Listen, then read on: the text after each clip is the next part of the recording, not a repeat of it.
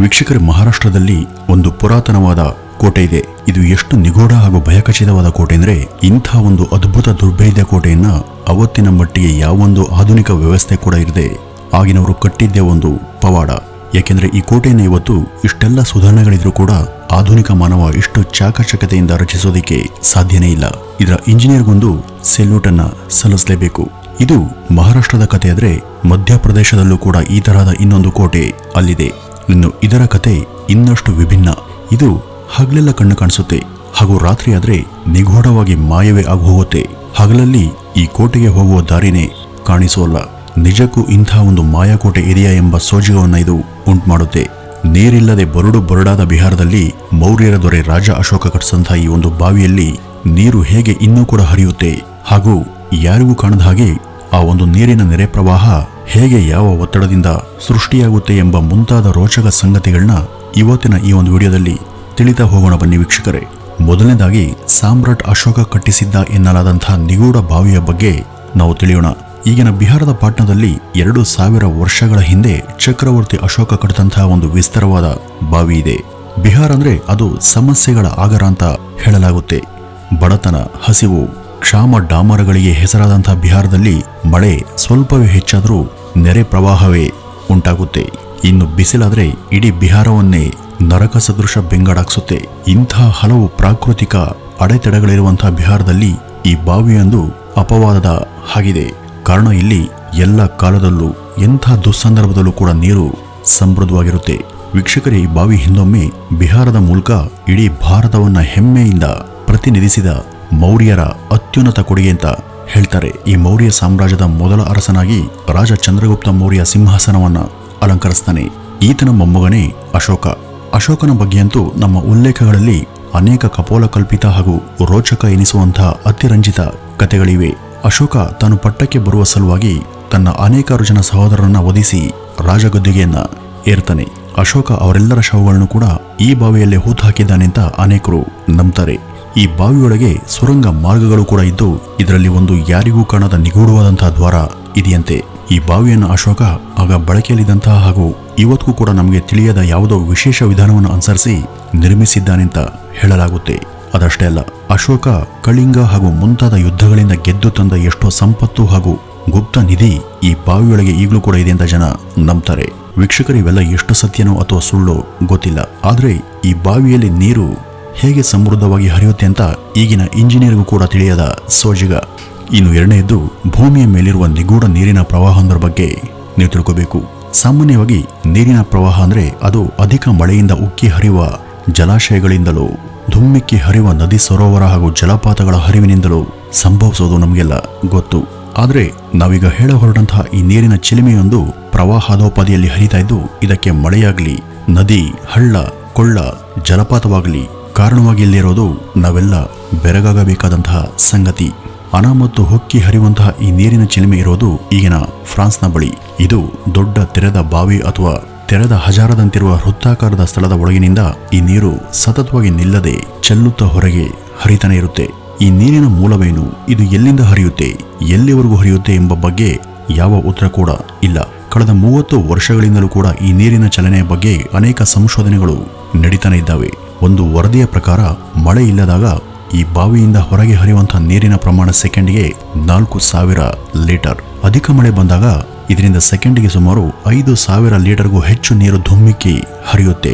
ಕಳೆದ 3-4 ವರ್ಷಗಳ ಹಿಂದೆ ಪ್ರಾಚೀನ ರೋಮನ್ನರು ಈ ನೀರನ್ನ ತಮ್ಮ ದೈನಂದಿನ ಕೆಲಸ ಕಾರ್ಯಗಳಿಗೆ ಬಳಸಿಕೊಳ್ತಾ ಇದ್ರು ಅಂತ ಹೇಳಲಾಗುತ್ತೆ. ಜನರ ಬಳಕೆಗಾಗಿ ರೋಮನ್ ರಾಜರೇ ಇದನ್ನ ನಿರ್ಮಾಣ ಮಾಡಿದ್ದಾರೆ ಅಂತ ಉಲ್ಲೇಖಗಳಿವೆ. ಈ ಬಾವಿ ಸಹಸ್ರಾರು ವರ್ಷಗಳಿಂದಲೂ ಕೂಡ ಯಾರಿಗೂ ತಿಳಿಯದ ಒಂದು ಭಯಾನಕ ಒಗಟಾಗಿನೇ ಪರಿಣಮಿಸ್ತಾ ಬಂದಿದೆ. ಇದರ ಸಂಶೋಧನೆಗಿಂತ ಇಳಿದ 10 ಜನ ತಜ್ಞರು ಇದುವರೆಗೂ ಜೀವ ಸಹಿತ ವಾಪಸ್ ಬಂದೇ ಇಲ್ಲ. ಅನೇಕ ಜನರನ್ನ ಈ ಬಾವಿ ಈವರೆಗೂ ಬಲಿ ತಗೊಂಡಿರೋದು ಕೂಡ ವಾಸ್ತವ. ಧರ್ಮ, ದೇವರು ಮುಂತಾದವನ್ನ ನಂಬೋರ್ಗೆ ಇದು ದೇವರು ನಿರ್ಮಿಸಿದ ಮಾಯಾಲೋಕ. ಈ ಬಾವಿಯ ಕೆಳಗೆ ಒಂದು ನಿಗೂಢವಾದ ಲೋಕನೇ ಇದೆ. ಅಲ್ಲಿ ಕೇವಲ ವಿಷ ಸರ್ಪಗಳು ಮಾತ್ರನೇ ಇವೆ. ಇದರ ಒಳಗೆ ಇಳಿದವರನ್ನ ಅವೇ ನಾಶಪಡಿಸ್ತವೆ ಅಂತ ಜನ ಇವತ್ತಿಗೂ ನಂಬ್ತಾರೆ. ಈ ನೀರಿನ ಬುಗ್ಗೆಯ ಬಗ್ಗೆ ಇರುವಂತಹ ಇಂತಹ ಎಷ್ಟೋ ಸುಪ್ತ ಸಂಗತಿಗಳ ಬಗ್ಗೆ ಕಾಲನೇ ಉತ್ತರಿಸಬೇಕಿದೆ. ಇನ್ನು ಮೂರನೆಯದ್ದು, ನಿಗೂಢವಾದಂತಹ ಘರ್ ಕುಂದರ್ ಖಿಲಾ ಎಂಬ ಮಾಯಾ ಕೋಟೆಯೊಂದರ ಬಗ್ಗೆ ನೀವು ತಿಳ್ಕೊಳ್ಳೇಬೇಕು. ಇದು ಇರೋದು ಮಧ್ಯಪ್ರದೇಶದಲ್ಲಿ.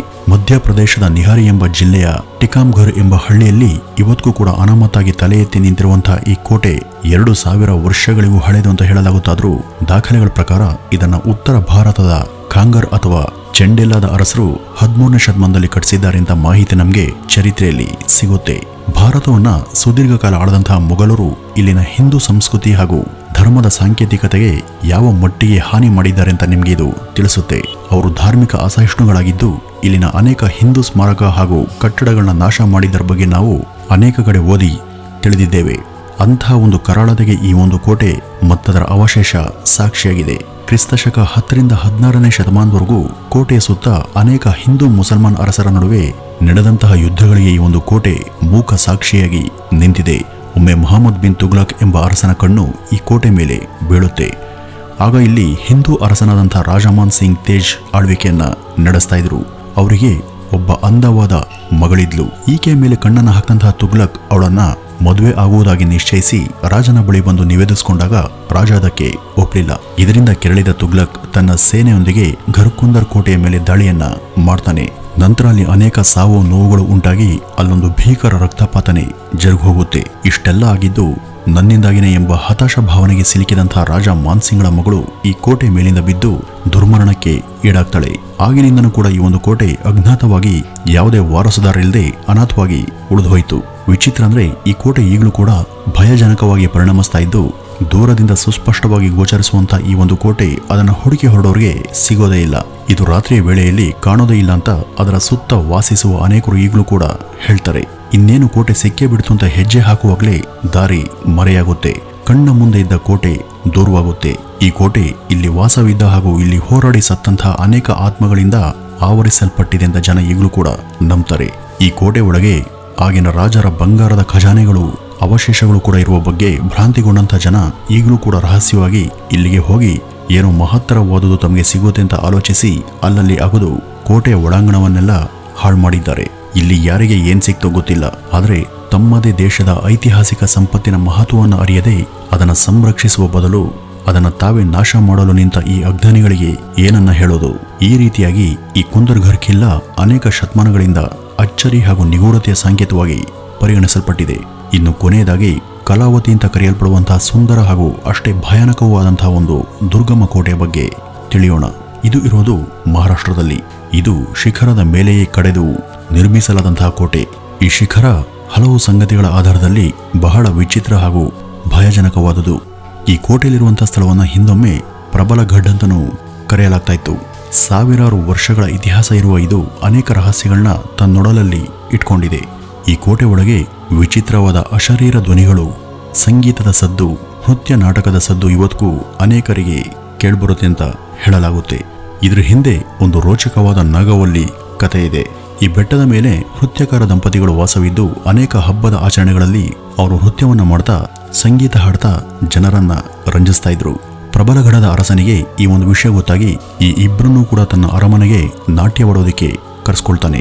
ಆಗ ಆ ನೃತ್ಯ ಮಾಡುವ ಯುವತಿಯ ಅಂದಕ್ಕೆ ಸೋತಂತಹ ಅವನು ಆಕೆಯ ಮೇಲೆ ಮನಸ್ಸಾಗಿ ಅವರಿಬ್ಬರನ್ನೂ ಕೂಡ ಹಗ್ಗದ ಮೇಲೆ ಕೋಟೆಯಿಂದ ತನ್ನ ಅರಮನೆವರೆಗೂ ರಾತ್ರಿ ಪೂರ್ತಿ ನೃತ್ಯವನ್ನ ಮಾಡ್ತಾ ಬರಬೇಕು ಅಂತ ಆದೇಶ ಮಾಡ್ತಾನೆ. ರಾತ್ರಿ ಪೂರ್ತಿ ನೃತ್ಯವನ್ನ ಮಾಡ್ತಾ ಕಾಲ ಕಳೆದಂತಹ ದಂಪತಿ ಬೆಳಗ್ಗೆ ಹಗ್ಗದ ಮೇಲಿಂದ ಬಿದ್ದು ಸಾವನ್ನಪ್ತಾರೆ. ನೃತ್ಯವನ್ನ ಮಾಡುವಾಗ ಸಂಗೀತದ ನಾದದೊಂದಿಗೆ ಪ್ರಾಣ ಬಿಟ್ಟಿದ್ರಿಂದ ಇಲ್ಲಿ ಈಗಲೂ ಕೂಡ ಅಂತಹ ಶಬ್ದಗಳು ಕೇಳಿಬರ್ತವೆ ಅಂತ ಇಲ್ಲಿನ ಜನ ನಂಬ್ತಾರೆ. ದೇಶದ ಭಯಾನಕ ಹಾಂಟೆಡ್ ಕೋಟೆಗಳಲ್ಲಿ ಇದು ಕೂಡ ಒಂದಾಗಿ ಮಾನ್ಯವಾಗಿದೆ. ಇದು ಸದ್ಯ ಮಹಾರಾಷ್ಟ್ರದ ಪುಣೆ ಹಾಗೂ ಬಾಂಬೆಯ ಹೆದ್ದಾರಿಯ ನಡುವೆ ಇದೆ. ವೀಕ್ಷಕರೇ, ಭಾರತದಲ್ಲಿ ಇನ್ನೂ ಇಂತಹ ಅದೆಷ್ಟೋ ತರ್ಕಕ್ಕೆ ನಿಲುಕದ, ಯಾರಿಗೂ ತಿಳಿಯದ ಇತಿಹಾಸದ ಕರಾಳ ಸತ್ಯಗಳನ್ನ ತಮ್ಮಲ್ಲಿರಿಸಿಕೊಂಡ ಅಂದಿನ ಜನಮಾನಸದ ಸಾಮಾಜಿಕತೆಗೆ ಹಾಗೂ ಜನಜೀವನಕ್ಕೆ ಮೂಕ ಸಾಕ್ಷಿಯಾಗಿ ನಿಂತ ಸ್ಥಳಗಳಿವೆ. ಹಾಗಾಗಿ ಭಾರತವನ್ನ ವಿಶ್ವದ ಆಸಕ್ತಿಕರ ಹಾಗೂ ಕೌತುಕ ನಾಡು ಅಂತ ಕರೆಯಲಾಗುತ್ತೆ. ಇದಿಷ್ಟು ಈ ಒಂದು ವಿಡಿಯೋದ ಮಾಹಿತಿ. ನಮಸ್ಕಾರ.